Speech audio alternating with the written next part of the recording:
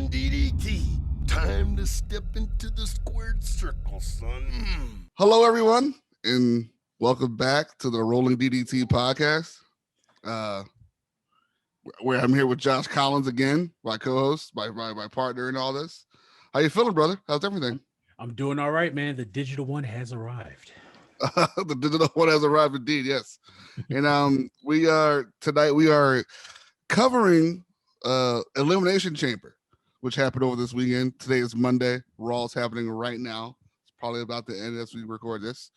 But we are recording our little review here of what happened in Chamber, match by match here. So what did you think of it overall? Did you like Chamber, or did you have a good time?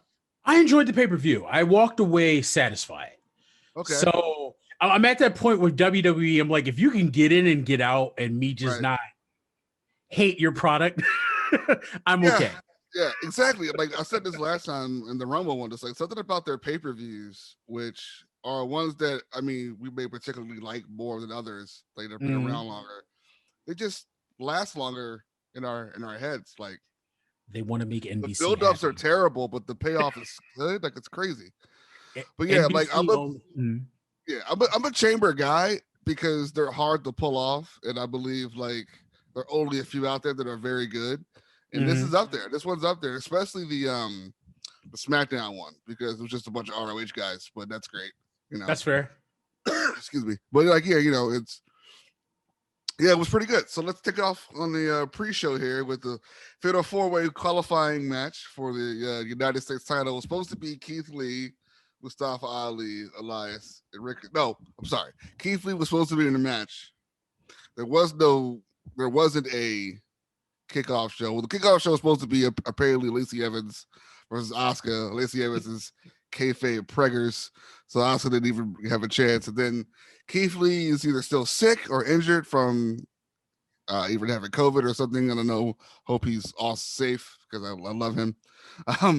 But yeah, to take his spot, they had a Fatal 4-Way qualifying match between John Morrison, Mustafa Ali, Elias for some reason, who just shows up when they need him to, and Ricochet, who should never be in a pre-show ever. But you know how that goes. Mm-hmm.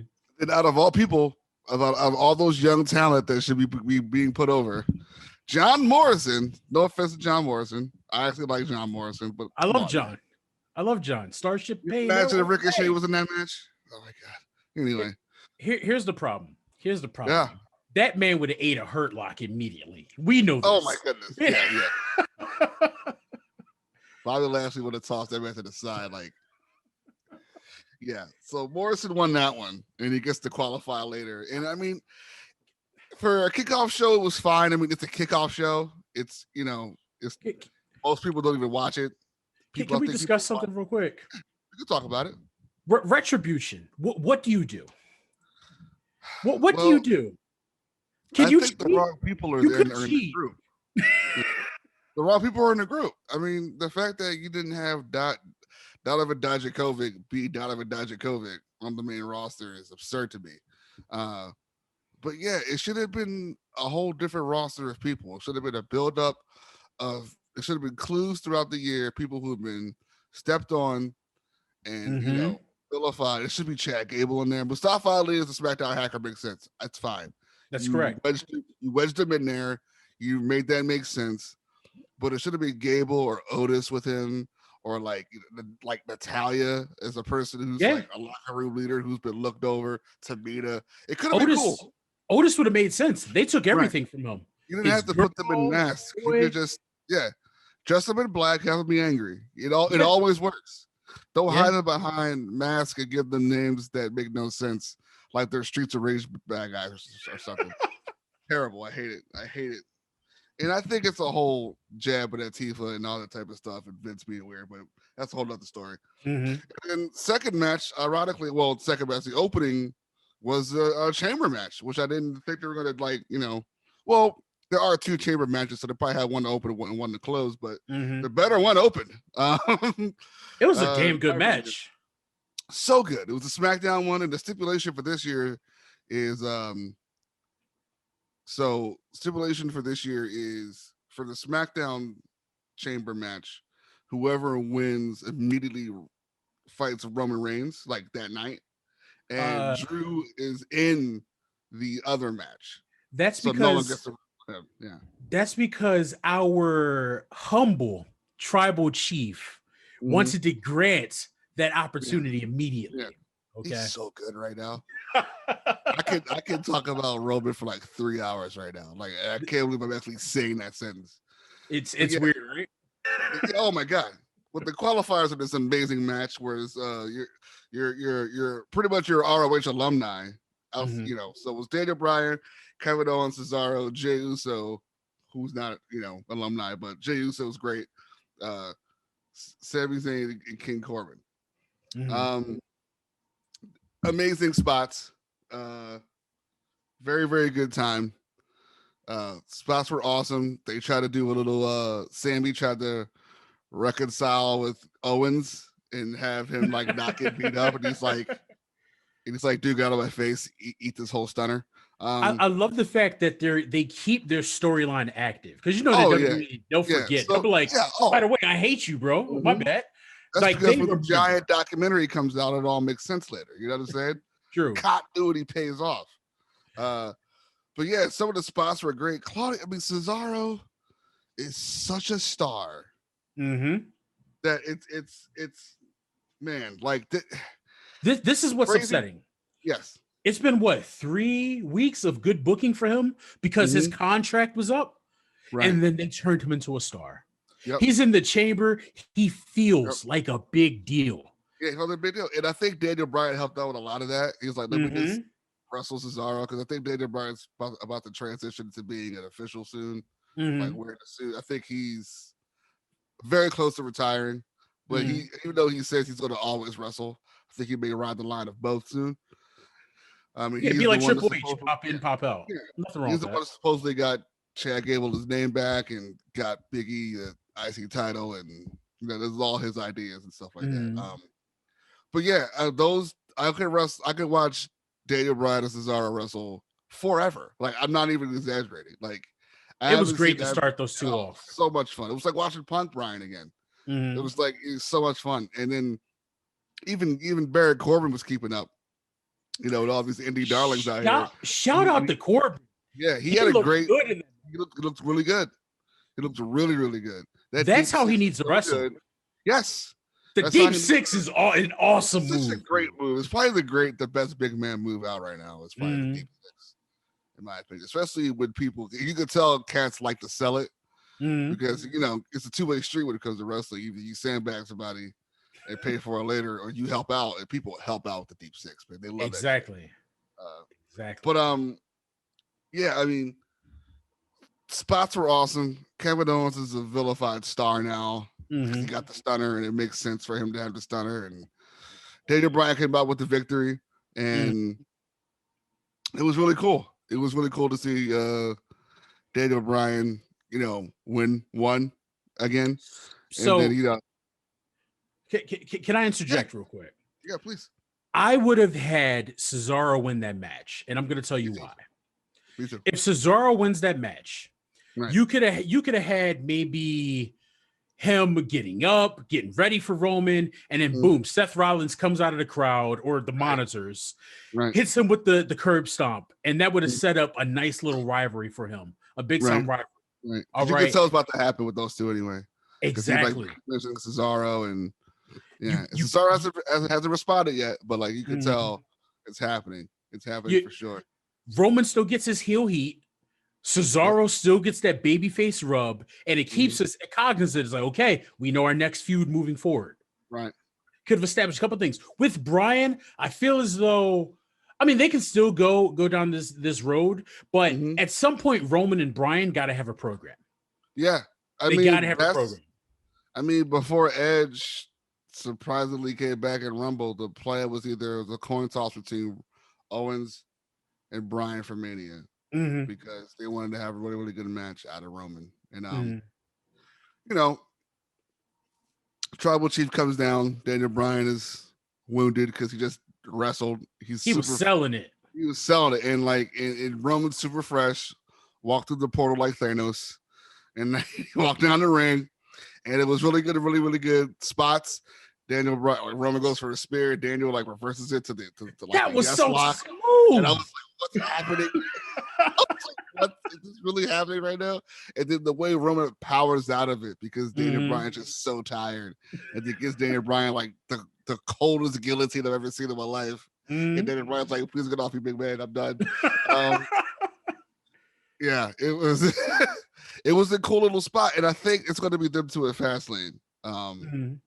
In some capacity, either them two or hey, it'd be really cool if it was a fatal 4-way between Cesaro, Owens, Bryan, and Reigns. That'd be fun.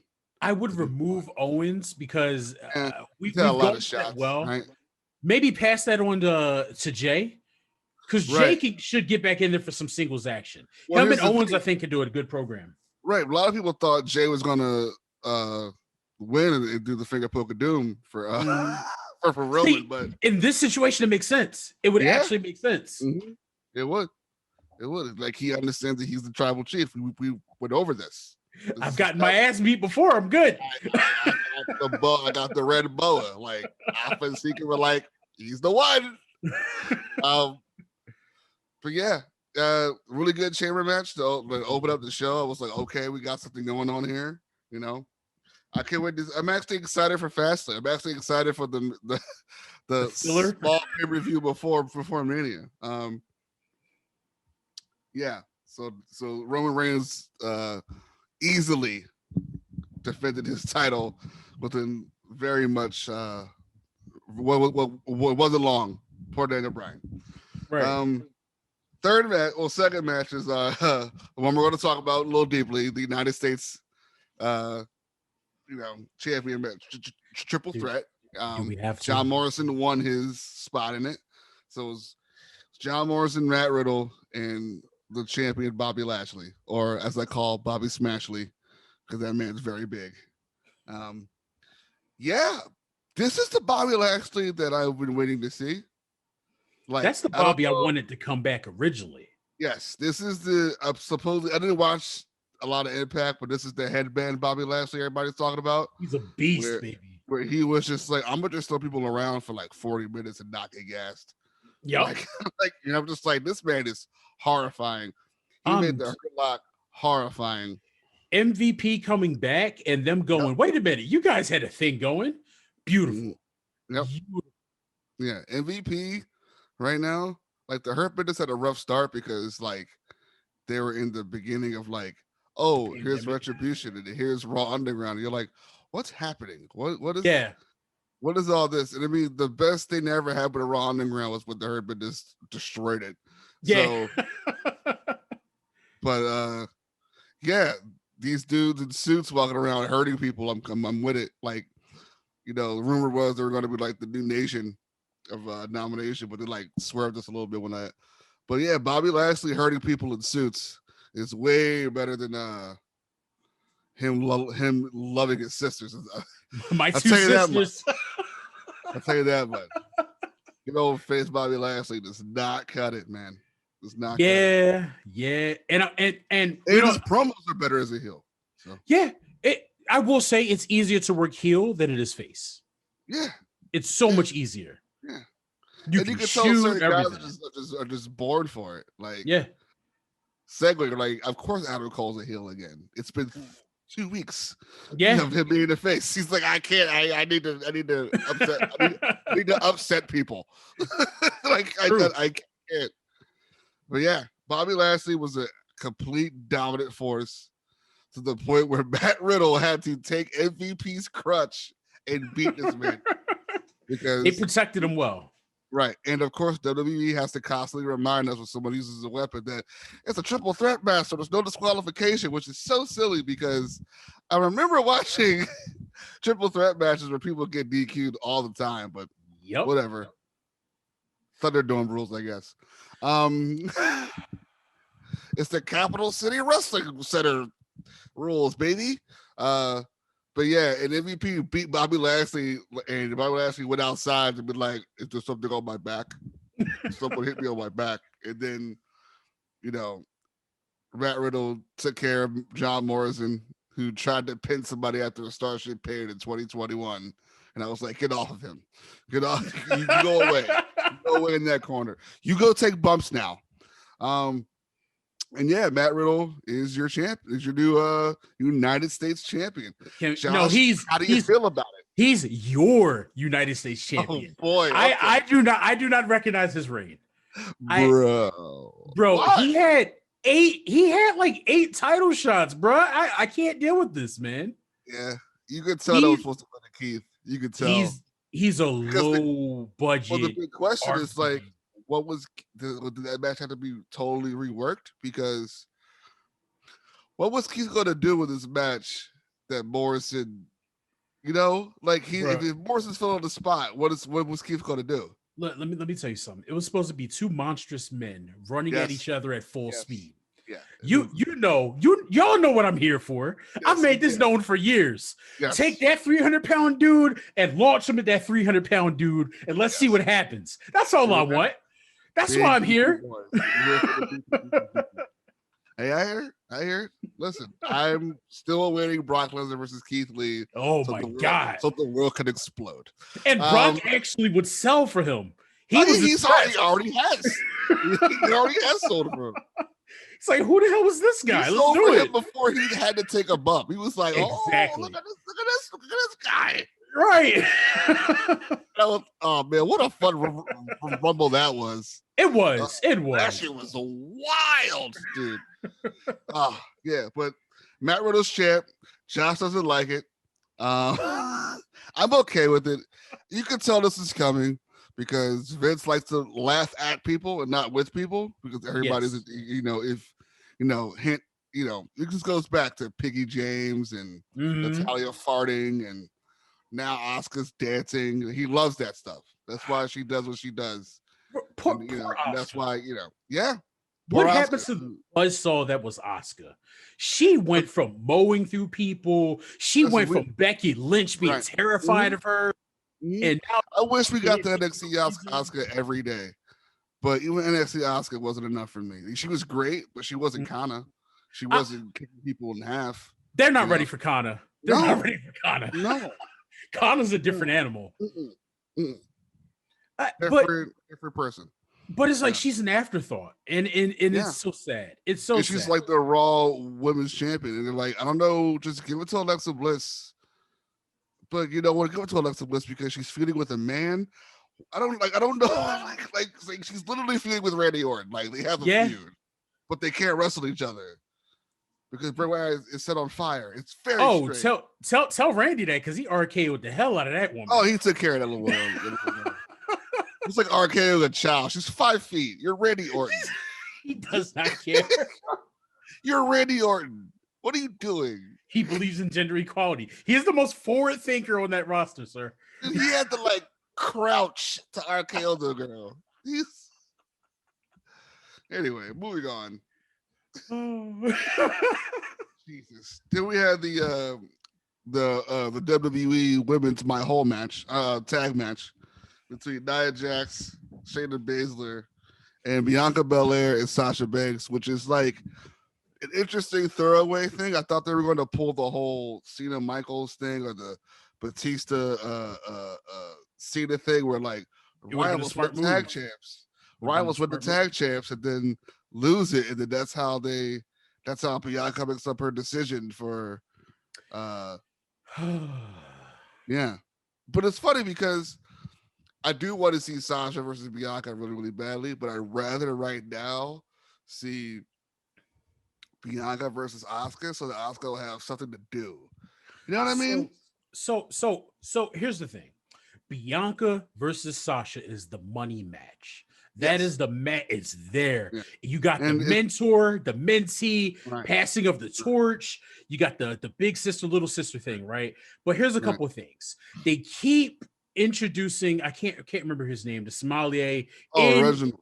They keep putting Reginald in here, which leads me to believe, but I keep Carmella away. You don't need it. I think he's going to leave Carmella, join Banks, and Banks going to turn heel. Because Banks is teaching to turn heel. You can see it. And that's fine. It nice to her, and it's going to happen. It needs Bianca to happen. has to be the face going into this. She won the Rumble. She but won the Rumble. You go to Mania as a face. The way they're doing it is so convoluted. It's very weird. I don't know what Pritchard or whoever's in charge of SmackDown is doing, but the writing is all over the place, of course, because it's WWE. But like, I don't know when the trigger's going to be pulled on Sasha being fed up with Bianca, or maybe they'll have another shot at the tag titles, and then that's when it'll happen. But that just happened with Bayley and her. Like, it's very strange. I don't know what they're doing. I don't know what they're doing with that. But I mean, because they keep planting the seeds. Corey Graves, who's getting on my last nerves. Don't trust Sasha. Don't trust. I'm like, I get it, bro. But that's the straight guy commentary. Like, it's like he's not the straight guy. He's like, not, but I mean, he's like weird heel straight guy putting himself over. Like, what are you doing here, bro? It's interesting, very interesting. But anyway, the match is pretty good. It's cool to see Bianca and Sasha work together. They have really cool spots where, like, I think there's a spot where like Nia like throws Sasha at Bianca, and Bianca calmly catches her and puts her down because she's Bianca Belair, and she's like, bro, out of here. She's like ridiculous. And I was terrified that entire match. I was like, you guys put a potential WrestleMania day 1, day 2 main event in there with Nyback. Not Nyback. You guys are wild, bro. She could have ended 2 careers in one night. Like, you guys are wild for that. This man just called her Nyback. Am I wrong? You're not wrong. That's the first time I've actually heard that, and that's amazing. Yeah, she's a little hurty. She's definitely hurty. And it's not all of her fault, right? She's just much bigger. She's physically more imposing, bigger than the people she's in there with. So she has to find it. That's why she's there. And I love it. Don't worry. She appeals to that monster side of me, right? But she has to change her style a little bit to work with people smaller than her. Because some moves just don't work out. They don't work out. No. Yeah. Like, I'm sure when she punched Becky Lynch in the face, she probably thought, here's 10% of my power, right? Right. But look at the size difference. You rearranged Becky's face. Yeah. And you made her cooler too. Exactly. And you didn't put yourself over at all with it. I mean, you got every week you will ball your fist up and get all the heat in the world, but like, But the match was interesting. Reginald comes out, tries to cheat, gives Sasha like the sparkling cider bottle. It's like not even real champagne. It's like Martinelli's. Like, you can totally see it's like kid champagne. And Sasha's like, what do I do with this? I've never cheated before in my life. Eddie Guerrero is my favorite wrestler. What? And I was just like, Sasha, please. And the ref's like, what are you doing with that bottle? Ref spot. And then Nia Jax, Samoa drop. 1, 2, 3. So that didn't work out. But again, we weren't left with anything. Like, there's still a hole. Like, there's like Bianca wasn't mad at Sasha. Sasha wasn't mad at Bianca. It's all about this Reginald dude. And I was like, exactly. What are you guys doing? Like, are you making it a triple threat for Mania? Like, I don't know what's happening. Please. Like, I don't know. Yeah. I mean, yeah. I don't. Yeah. I like old Carmella. So. And the thing is, I do too. I like moonwalking Carmella. So they keep doing the intergender wrestling, which I have no like true beef with. Yeah. But if you can make it make sense storyline wise, cool. Right. But all it is just watching Reginald get thrown around and do some cool spots and flips. Sure. So it's like, with him being in this spot, they got to figure it out. You got to resolve that, put it into place next week. We got to move on. Right. Oh, just to backtrack, Edge came out at the end of the quick match between Bryan and Reigns, and speared Reigns. So it's going to be Edge versus Reigns for Mania, which in the closing, we'll talk more about that, because that's kind of like the biggest footnote, because someone from the Rumble was chosen. But we'll get back to that in a minute. The next match is the Raw Elimination Chamber match, which I think is kind of should have gone on first, in my opinion. But the way it ended it made sense it went on last because there was a cash in for Money in the Bank, but we'll get to that in a minute. But the chamber match was Drew McIntyre's champion, who was in the match. Jeff Hardy, Randy Orton, Styles, Kofi Kingston, and Sheamus. Very interesting match. It wasn't as good as the SmackDown one. Mm-hmm. I thought it was kind of all over the place. Big spot was Kofi pinning Randy super early. That was like a whoa spot. I was like, oh, okay, cool. Bray Wyatt's going to show up. I was expecting that. Or at least Alexa. Yeah, I thought somebody was going to show up for sure. It was weird. A lot of weird Omos spots. Hold on. We can't skip this. What was up with Kofi talking about Randy's calves and quads, bro? What was going on there? I don't know, man. Nice calves, bro. Nice quads, bro. Looking juicy. I was like, that's Kofi. Sounds about right. It's a new day. Yes, it is. I was like, what is going on right now? Looking juicy. That's what happens when you carry around cereal and pancakes for 3. And the whole time, Randy's like scowling. You know he's trying to. He wants to pop. Yeah, he wants to pop bad, but he can't. He doesn't want a corpse. He doesn't want Savage to come out. Oh my God. Yeah. But yeah, this match was weird, man. Like, I guess we were so spoiled from the first match, from the first chamber match, that it was just like, it was like, it was okay. I mean, every time Drew does a Claymore, it's awesome. But the Claymore is phenomenal. But a lot of weird Omos spots, man. Like, they need to get him in the ring. I have no idea what's going on with the Styles thing, because it's making Styles look like not a good wrestler. He doesn't. It's the wrong guy. Exactly. Like, you should be protecting somebody else. Like you should be Drake Maverick's heater. No, because Drake Maverick's or Gable or somebody who's like not like, he should be Miz's bodyguard. That would be awesome. He should be with the Miz. That would be awesome. Makes sense. AJ Styles is too good. Yes, AJ Styles can cheat. That's perfectly fine. But AJ Styles is too good for this situation. Right. It doesn't make sense. Omos should be with the Miz right now. Exactly. Like, they should just switch it up. But yeah, a lot of weird Omos spots. Omos gets thrown out of a no DQ chamber match. I'm like, you guys don't even know what your rules are anymore. Let me just pull this piece of plastic off. You walk on around, brother. Yeah, because your writers don't watch your show. That's I think that's what it is. They have no, like, you gotta sit them down and go, this is how pay-per-views work, and this is what our important ones do. This is called Hell in the Cell. They're not actually in hell, but they are in the cell. Things like that. Baby steps. But they need to get that dude in the match, though. Yeah. Well, he was Super Ninja, and then he became. Then he became Shane McMahon's like doorman for Raw Underground, and now he's just standing over AJ Styles, the person who needs no help from at all. Like, it's right. Like, the last person that he was with as heaters that made sense were the Good Brothers, and they're gone. So, but yeah, very interesting, weird match. Drew's had an amazing year, and I'm so happy for him. And COVID, we missed a lot of really, really, really good spots. I feel bad for without crowds, but I don't feel bad for Drew. I think Drew's fine. I think Drew's going to get it back soon. I think. I'm gonna tell you. You would have felt bad for Drew at Rumble if Goldberg won, but the way he beat the pants off of Goldberg, blew that man up, bro. That man was huffing and puffing so hard. I was like, y'all got to get Goldberg some water, because if he takes one more flat back bump, he's not getting out. Reason why I feel bad for Drew. Drew's character was heavily built off of crowd reactions, right? Yes. Mm-hmm. And in the current situation, the Claymore pops crowds. You can tell that move, the way it goes off pops crowds, right?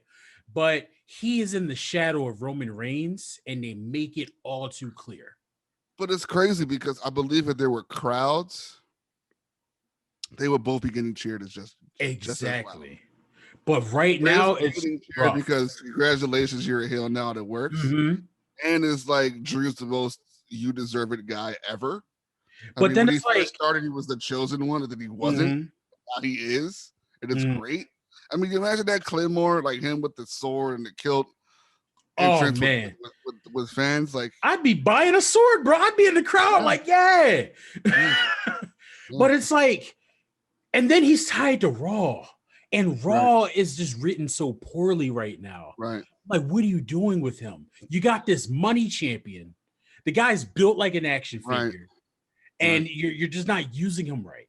Well, it's like this. The only good thing that's going on with him, ironically, involves Sheamus. And it's like, it's very clear that's the Mania match that's going to happen. It's Sheamus versus Drew. I mean, that's the only way you could save this at this point. Like, Drew gets it back, or Sheamus beats the crap out of Miz, takes it, and then Drew was it back at Mania. Like, that could work.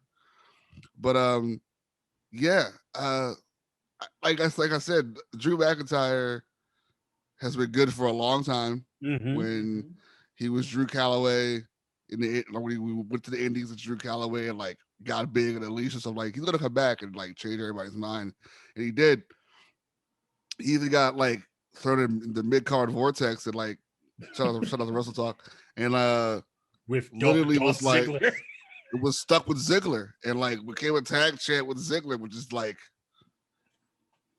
eating a buffet of forbidden fruit. But overcame that and like won the Rumble, and here we are now. But like, yeah. But anyway, he won his chamber match because it's Drew McIntyre, and of course he did. Like, of course, like no one saw. Like, the thing about Drew and Roman is that they're champions that you don't see losing unless they write it that way. Like, I don't see there's no one believable that can take him out, take these guys out, unless something happens. And something happened where your boy Miz successfully for the second time cashing the Money in the Bank. Well, hold on. The monster that is the CHO, the Chief Hurt Officer, came out on a mission. He was like, I'm upset, and someone needs to know about it. Came out, they protected Drew in a big way. Big way. It's like you came out this hellacious match. You got beat up by this action figure come to life. Yep. All right. Oh yeah, I forgot. Lashley comes out. Right. Lashley comes out still in anger mode. Still has 3 SmackDown finishers stopped. and he's like, who has shoulders? You have shoulders. I'm gonna rip them off now. And like he just grabs Drew and tosses Drew around. And then all of a sudden, Miz comes down, and he cashes it in. He goes to the I think he kicks him, and then goes to the knee DDT, goes to the pin. Drew kicks out because it's not Miz's finisher, and then Miz gives us the skull crushing finale, which I still think is the worst finisher since the stroke. Shouts out to Jeff Jarrett. The Miz is your WWE champion going into WrestleMania so far. I'm okay with it. It's so weird because like Reddit and all those people were like, it's been a long time coming, and I was like, you guys aren't mad at this, like. And I'm gonna tell you why. The Miz. Remember when Miz went off on Daniel Bryan on Talking Smack? Yeah, but okay. That's when people realized, damn, the Miz is actually legit. Yeah, but that was like one time, like 2 years ago. He hasn't done anything since. He's had the worst segments. Is that on him? Because he tries. Because he that tries. Hey ho ho stuff. That come on, dude. Him and Morrison's song. I'll give. Okay, I accept. Even Miz TV's bad. Miz TV used to be awesome. That's true. Unintended. That's fair. There's a price to pay. But when the Miz is on, Miz is on, and they need to make sure he has a mic in his hand and he's letting people have it. Could you imagine if this happened in front of a crowd? Yeah. It'd have been so good. It'd have been so good. Right there. It's just weird that Mike Mizanin, he just had the anniversary of him cashing in last year. It's been 11 years since he cashed in. Yeah. Wow. The Miz. So it depends on where they go next. I have no idea. I have not seen how Raw ends. All I know is that Raw opened with a celebration with him and Morrison, and Bobby Lashley comes out and goes, "You owe me, bro." Because you got like to the end of the night. Bye. That was like, I'm afraid of Bobby Lashley. I want to see what the ratings look like because they probably wanted that ratings bump. That has to they be wanted that stay tuned bump, which is like, okay, something crazy happened at the end of the pay-per-view. We got to at least watch the first hour. You know, the first hour is important. You know, have a decision being made. Had that decision, you know, come to a conclusion in the last hour involving that first hour person. You know how it goes. But yeah, I mean, this is WWE champion in 2021. Awesome. Yes, brother. I'm a supporter of the Miz. I can. Look, I like Miz because Miz lived his dream and he's here. Exactly. And the Hate Me Now promo. It was so good. It was like it's the best part of that match. So many people shared it. The best part of that night because that Mania wasn't very good. That Mania was trash. And he left. He beat Cena at Mania and walked out champ while walking in this champ. I can't believe that. Like, it was a foregone conclusion. Miz is leaving without that belt. Yeah. But yeah, I mean, what Fastlane's next? So I guess they're setting it up. I guess it'll be Lashley versus The Miz. And if Bobby Lashley beats The Miz for the WWE title, it'll kind of be worth it. Because then we'll get Drew Lashley. Because I think that's what they're setting up for. It could be Drew Lashley or it could be Drew Sheamus. I don't know. The only thing is, that's a lot of heels in that mix. It's a lot of heels in the mix. But it'll be outnumbered Drew, who's the overachiever of the last year and a half. He's the guy that overcomes. So he has the Scottish pride in him. So that's true. They got this man wearing. I remember he wore a kilt when he was the chosen one, for like a second. It's the same color too, so it's like they kind of brought that back a little bit. I'm gonna say they're overexposing the kilt in the entrance. Well, save pay-per-views. The kilt is fake stuff. His long trench coat vest won't work as a face attire, and that's fair. And there's action figures to be sold, so you know. But I feel like some things save it for because, like, okay, at least with the sword, save the sword for the pay-per-view, bro. Yeah, well, the sword is Vince's, so it's always backstage. Yeah, and like they just tried it one night and it worked. Yeah. So, I mean, I like props. I miss the prop era of entrances. Like, I mean, Eddie Guerrero, of course, after two biggest props ever, their vehicles. Who was the one guy who used to swing into the ring as a kid? I was just I forgot his name, but he pirate. What is his? I'm looking it up right now. That popped me on the strength of it was just awesome. And he's married. He's currently married to the cat. Found that out the other day. That was just awesome. I was just like, yo, I'm not even super into this guy, but he swings. Paul Burchill. There you go. There you go. I think it's Paul Burchill. He was on SmackDown? Yeah, he was on SmackDown. Yep. Bring back the signature cool entrances. That's what I want to say. Paul Burchill. He was literally Captain Jack Sparrow, and he swung a rope. Just don't do the Mexico stuff. They'll come out on tractors. Oh, that was cringe, bro. Happened. That was happened. Steve Blackman used to have glow sticks. Nobody said a word. Mexicals, tractors, looking for work. WWE. But back to the tribal chief. So the tribal chief, at the end of the first chamber match, after he beats the very tired Daniel Bryan, Edge comes out, spears, puts it to sign. So now we know for sure the Edge versus Reigns in Mania, which is like, to me, it's like, okay, I guess, but he's not beating him. Like, Edge can't win. He can't. I don't know. Listen, I'm good either way, but who knows, man? Edge said in a couple interviews that when he was coming back, he wanted to put some of these young guys over. Even though you don't need to put Roman Reigns over, he's Roman Reigns right now. and he's the most over thing in the company. That's why it doesn't make sense to me, because Edge is this natural heel who should be facing, a face that he should be putting over as a heel. But the Rumble thing happened. He won a number one. It's, and I don't know. How don't know. Are you going to come back as a heel after you've been out for what, 9-10 years? You can do that exactly. It's a comeback story, right? You're not even supposed to be here. Like, he would have to turn on Christian. If he did something dirty to Christian or Daniel Bryan, they're not, because they had a spot where he like talks to Daniel about like how you feeling, because we're not supposed to be here, Exactly. But yeah, it's interesting. I don't know how I'm going to feel of Spear versus Spear, which I also think is going to be silly, because they're going to totally do like a head collision thing at Mania. Like, it's going to be, we already know how this is going to go.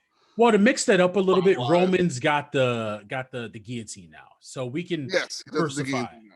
Yeah, we got a couple of different. And I think he's going to put Edge to sleep. I don't think Edge is going to have him not up or pin, but that'd be a smart move. Yeah. And they can play up the neck. He's not the one. Mm-hmm. The only person I don't know. I can see Vince pulling the trigger on it because it's Edge. It was my WWE. The only person I'd see taking out Roman would be Jey Uso, or maybe Jimmy Uso when he comes back. Well, that'd be cool. But that doesn't happen. That don't happen. But like I just don't. I don't know how you can have a feel good moment with Edge beating a returning Edge with his comeback story, beating Roman Reigns, who's been running through everybody, whose story right now is so deeply rooted in family and being like the best of his generation. Like they're building up for him versus Rock, and for him to beat the Rock and have the torch be officially passed. What they tried to do in Philly when Reigns won, and it didn't work out. The Rock was mad about getting booed. He was he was like, "What's wrong with y'all? WrestleMania 15, guys. What's up?" I was just here, but yeah, I mean, right now between that match with him and I don't know, I would have much rather see Drew versus Edge as like face versus face type of situation. Feel good moment. It would be like WrestleMania 18, with like Rock Hogan. The problem is with Edge, it creates that tension. It's strong tension. You got the returning guy coming off an injury who's like, I need this because I need to go out on my terms. Yeah. Then you got the young lion who's at probably the best part of his career right now. Yeah. So you don't know who's going to go over, and that's awesome. I love that tension. I love not knowing who's going to win. Yeah. It makes me uncomfortable in a good way. Yeah, that makes sense. I like your idea there. That's how I get what you're saying 100%, but I like the tension. Right. The tension is definitely there, because it's like now you're scratching your head. You're like, all right, who's winning? I don't know. Now, when the ref goes 2, you feel it. You feel it. Oh, it was almost. I thought so. But I think the perfect finish. You're smart, John. You're smart. You with your big old brain. But the way you said to end that match, I think would actually be perfect. Having Edge, not tapping out, going to sleep, the guillotine, and that would be really, really good. Right. I would say so Roman cheating, that's a thing. It can happen, but don't be too heavy-handed with it. Right. And don't have it where it's not Roman cheating, it's Jay trying to help. Because that's the best type of how they've been doing it. Like, Jay helps, messes up, costs Roman a match. Roman looks at him later. He's like, I didn't ask for you to come in. I didn't ask for you. Right. Right. But yeah, I mean, but overall, I think this is a good chamber. Like, I like the idea of the Elimination Chamber. I remember when 2002, it's what the first one, which is like my favorite one. Shawn Michaels returns and wins it, and it was Eric Bischoff's creation, kayfabe, But yeah, I don't know too many other chamber matches I liked a lot. because remember, first Chamber was Survivor Series. Mm-hmm. That's what their new idea was before it became like a pay-per-view. But yeah, overall, I mean, that SmackDown match is going to be one to like remember. I actually want to watch it again. So I like the Chamber being the alternative route to the main event of Mania. I like that. It's like, okay, the Royal Rumble winner is like, all right, I'm picking this guy. And it's like, all right, this guy is going to, you win the Chamber match, you can pick it, you move on to a champion. I like that. They didn't do that this year because, they have a couple of different storylines and whatnot going on, but that's where I like the Chamber to be. That's why I enjoy it. I mean, again, chamber matches are hard to pull off. Mm-hmm. They pulled off one very well. The other one had some hiccups, but again, the right people were in it. Like if you put the right people in the match that you want to see get put over, you're going to be happy regardless. Well, because they had a bunch of workhorses in there. They even made Baron Corbin look good. People are like, I hate you a little less now. Dude, Cesaro with the big swing into the sharpshooter, like my favorite thing in the world right now. When he swung Daniel Bryan by the knee, single leg, that was that was. He was going to tap too. He was going to get that man a single leg, and he was going to be over. And then it was like super kick. Let's talk about Jay destroying Kevin Owens with the door. Yeah, that door spot. Jeez. Kevin Owens is getting beat up, and it's great. And he a lot of it's probably his idea too. Like, put my arm here, squeeze it. It's because he's beefy and hardcore. He's like, hey, let's do it. Yeah, I love that, man. But yeah, that's probably gonna wrap it up for this review. Chamber 2021, not bad. What did you give it? What's your grading on it? I'm gonna give it a 3.5 out of 5. That's fair. Yeah. I'll give it like a 3 out of 5. So it's a C then. Anytime I can walk away and be like, I'm not, my fingers don't have the need to flame online. And it was shorter than Raw. So got me in and out. What was it done at like 9:30 Eastern? It was like 9:45. That was like fantastic. Yeah. Do this often. But for all of us here at Rolling DDT, I would like to thank you for listening. We're also going to be doing some retro pay-per-view reviews soon. Me and Josh are from Philadelphia. Philadelphia's a big wrestling town, and we're going to be reviewing a lot of WWE pay-per-views that were in Philly. So stay tuned to that. So in between major reviews for pay-per-views, we're going to be doing those. So for all of us here, stay tuned and don't work yourself into a shoot. Peace.